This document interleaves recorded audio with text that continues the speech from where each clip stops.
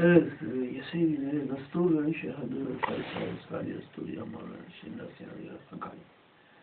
Studiya Mevlana Şeyh Mehmet Diyor'un Neşvan diyor Rabbani Bastur. Bismillahirrahmanirrahim. Digamos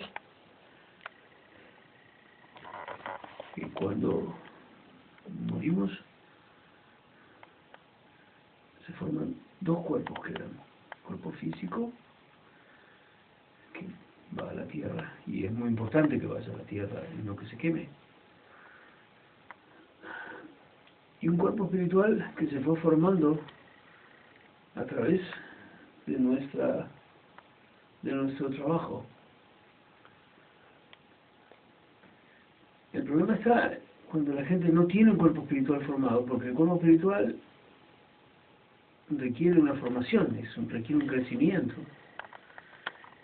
Igual va a estar allí, pero el nivel de comprensión de ese cuerpo va a ser mínimo y el sufrimiento va a ser muchísimo. Allí en la tumba, por eso esto responde a una pregunta que siempre me hacen y que yo mismo me hice sobre qué hay en los cementerios. Es decir, si el rito de ir a una tumba no era un rito vacío porque no había nada. Hay un cuerpo físico que entra en todo el proceso de descomposición o no, como el de los santos, que no se descomponen, y un cuerpo espiritual que lo acompaña muy cercano o no. Incluso del cuerpo espiritual surgen las visiones de fantasmas y demás, porque por algunos hechos que ocurren, hay gente que puede ver determinadas cosas y hay cuerpos espirituales que pueden producir determinada formación, por llamarlo así. Y entonces se producen los efectos de fantasmas. Piensen ustedes que a nivel santidad, un maestro espiritual puede verse igual que si estuviera vivo.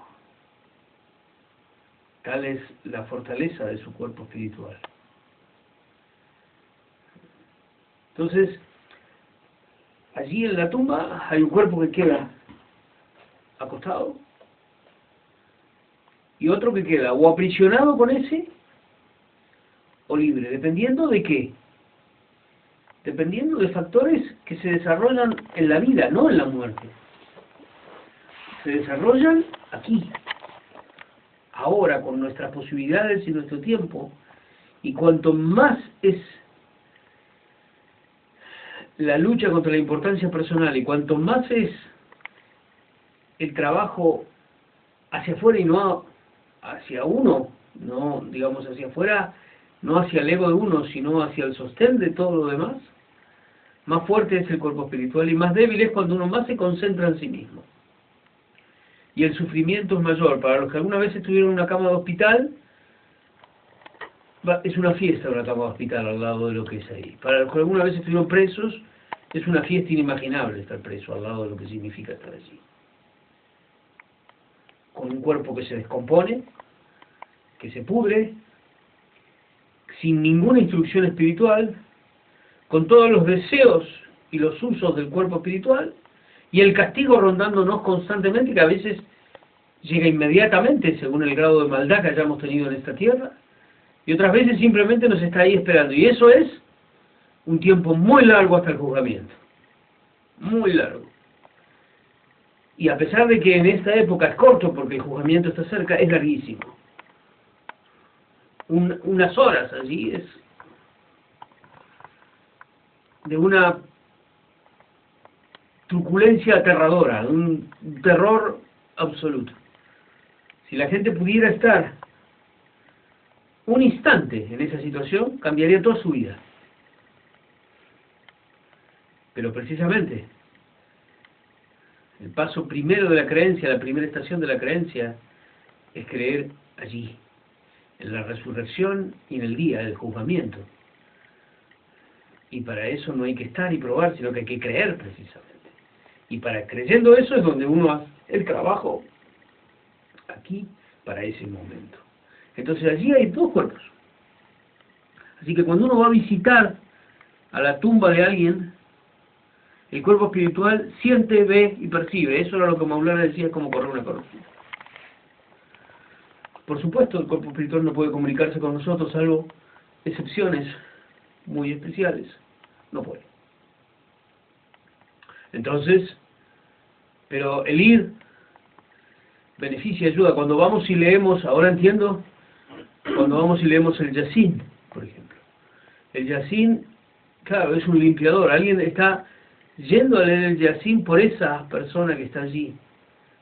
Y eso puede aliviar, es cuando tiramos agua, cuando refrescamos la tumba. Imaginen ustedes la gente que lo pone en esas losas de cemento sin tierra, o los que los queman. Que uno de los cuerpos queda solo, perdido allí, en un sufrimiento mayor aún. Esto de los dos cuerpos es muy importante porque yo hace años que busco esto, sí, poder entender de qué se trata. Y de golpe se abre la posibilidad de entender de qué se trata. Y es maravilloso porque a uno le permite ver las posibilidades que tiene de hacer los cambios aquí,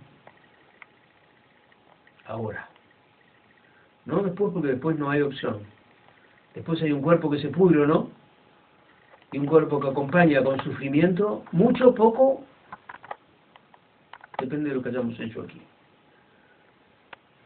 La gente es tan cabeza hueca que nunca piensa en los demás para nada. Solo piensan en sí mismo y en su satisfacción de los placeres del dunya, de lo mundano. Y eso trae aparejado un sufrimiento tremendo en la tumba. Cuanto más uno pueda desprenderse del deseo de lo mundano a cambio y cambiarlo por el deseo de la construcción de un cuerpo espiritual, mayor es el beneficio que se obtiene inmediatamente apenas muerto. Pero recuerden, vayan a visitar a sus familiares, visiten los cementerios, pidan por la gente que está allí, porque los cuerpos espirituales están allí, y hay cuerpos que están hace mucho tiempo, esperando el juzgamiento. ¿Cuánto les va a servir el sufrimiento en la tumba? No lo sabemos. No se nos abrió esa historia. Tampoco sirve saberlo. Lo que nos interesa ahora es esa etapa. Porque allí hay un cuerpo, allí hay una situación que puede ser cambiada aquí ahora. Recuerden la historia del santo Rajab, que es una historia bella, hermosa, que nos narra esto siempre. El haber encontrado el papelito ese siendo un asesino y un ladrón, el haberlo perfumado y el haber rezado con ese papel le salvó la historia hasta tal punto que cuando el santo profeta Muhammad iba caminando hacia el entierro, caminaba de una forma rara y luego sus compañeros le preguntaron, decía, porque temía pisar ángeles de la cantidad de ángeles que había. Subhanallah.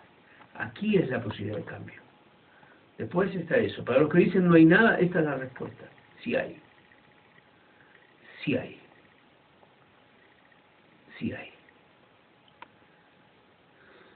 ومن لا توفيق بيومتك أيها المتفاتح